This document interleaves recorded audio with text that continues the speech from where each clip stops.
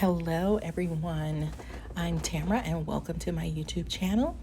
Today we are going to talk about the topic, most bosses are narcissists. Yes, I said it, most bosses are narcissists. Is that a fair statement to make? Probably very unfair. How many people do you know that want to be bosses? I don't know very many. I really wouldn't want to be a boss. And most of the people I know would not want to be a boss because they know what that entails. It's a difficult position to take on. You have to deal with a lot of different people and personalities and just be in charge and knowledgeable of everything. So no matter what, being a boss is a tough job. I will give anyone that.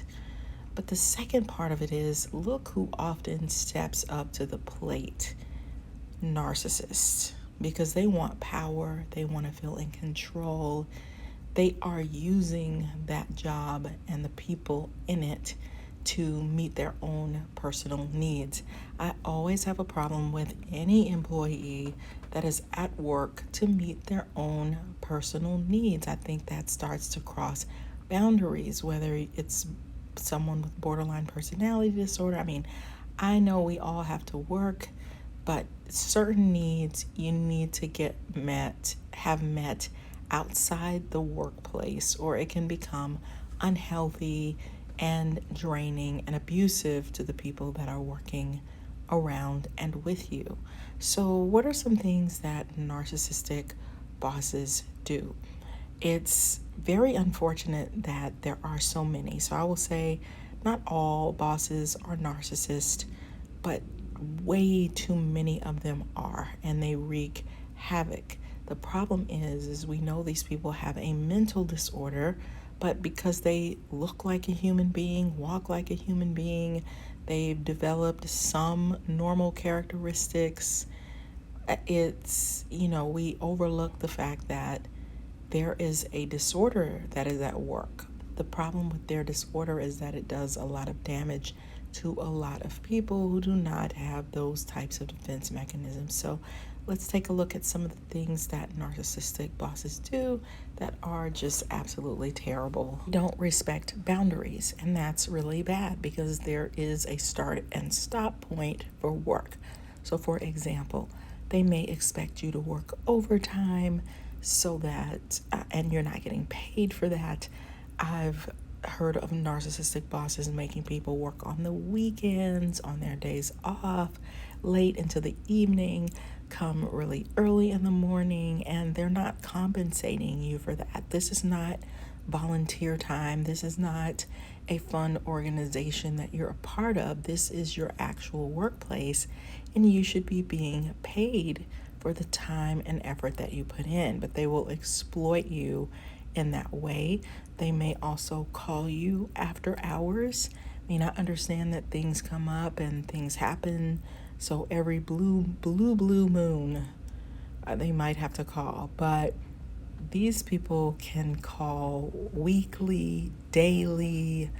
I've heard of bosses calling really late at night. Just ridiculous. That is unacceptable. Can expect you to work on your vacation time or on a sick day, and even when you try to place some boundaries in place and say, hey, this is crossing a boundary for me. These are my work hours. They will continuously push that boundary until you are tired of it and you just give in just for the sake of peace. So they can be relentless and shameless when it comes to taking advantage of you. Narcissistic bosses are great at creating confusion and disarray in the workplace. They can turn people against each other. They can use people to be their ears and their eyes. I've written about this in my book, The Workplace Narcissist.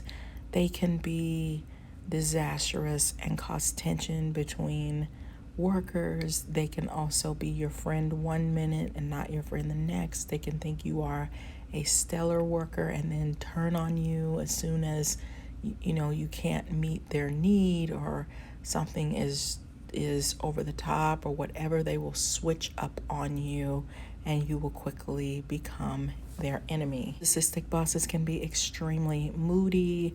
It's like 1 minute they're cool, the next minute they're angry and insensitive. 1 minute they're jokey, the next minute they're angry. It's just hard to keep up with some of their mood swings. You don't know who's coming at you, and it just keeps you in confusion.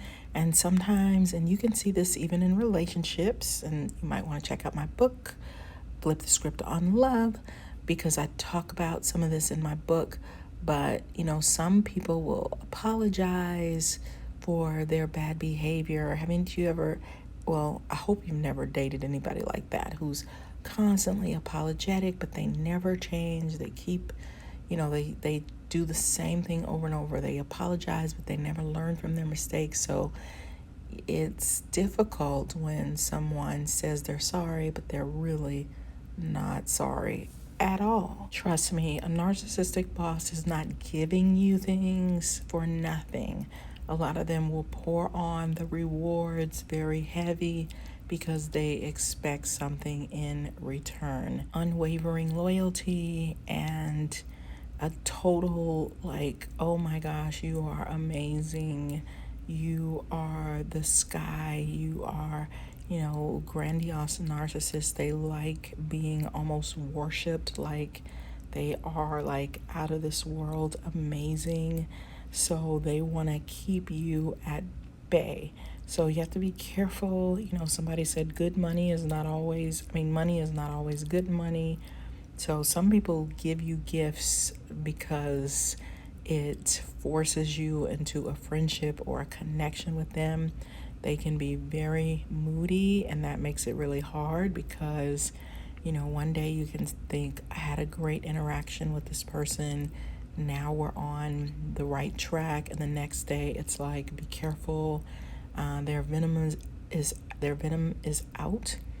And so you have to kind of hopscotch around their moods because they're always ready to attack. If you confronted them before, or you maybe had some type of disagreement or stood up for yourself, they're usually they are not forgiving. Many of them are not forgiving because they get scarred very deeply, they feel shame very deeply, and they just want to be worshipped and admired. Something else that some narcissists do, they will take credit for your work. So you're doing all of their work for them. I've seen narcissists hand over their work and just divvy it out to different people, and then they get credit for it. Boss or not, there are some responsibilities that are theirs and there are some that are yours. But narcissists will hand you their work, and then they'll even ask you, have you done this? Have you done that? They'll be all over you to make sure that you are doing their work for them. They will bug the daylights out of you. And then when it comes to a meeting or a time when they have to show their work, they're not going to invite you to that meeting. They're going to take credit for everything that you did for them. So I don't like that about narcissists. Users and abusers, and it's amazing how some people have a whole family lineage built around using and abusing people, training each other how to get over on people. It's just amazing. They need somebody who's always going to be there to do work for them. Help me in this situation. Do this for me. Do that for me. And then when it comes to supporting you, they may shock you by not supporting things in, the rare time that you need their support. Many times they're not going to do that for you. And that's really off-putting, right? So if you're dealing with a narcissist in your life, whether it's in a romantic relationship, a neighbor, a friend, a church member, someone at work, you definitely want to check out my book, The Workplace NaRCISSiST, because it's going to help you, give you strategies, and just make you feel very understood. These people are selfish, self-centered, and then you get the variation in types. There's the ones that like to give big gifts, but they also have to take 1,000 pictures of themselves and be admired. And then there's the group that are the users and the abusers. I can't do any of my work. you're going to do it all for me. I mean, they are just, oh my gosh.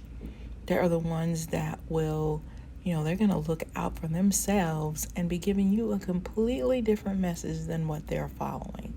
So you think, oh yeah, we're all in this together. And then you find out they're not in that with you. They're protecting themselves and keeping themselves safe.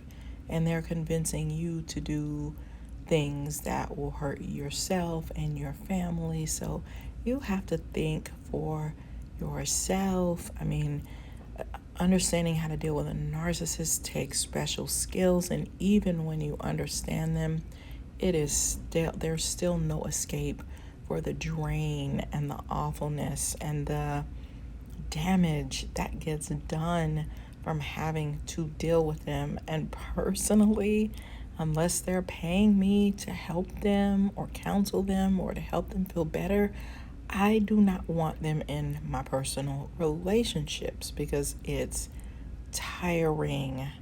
Okay? They make you feel as bad as they feel inside, and that's not fair to you because you can't fix them. So, anyway, be sure to check out my book, The Workplace Narcissist. It's on Amazon by Tamara Zyon. I also have a book, Flip the Script on Love. It's also on Amazon. Stay away from narcissists and let me know what experiences you've had with narcissists. I would love to hear it in the comments. Talk to you later. Bye.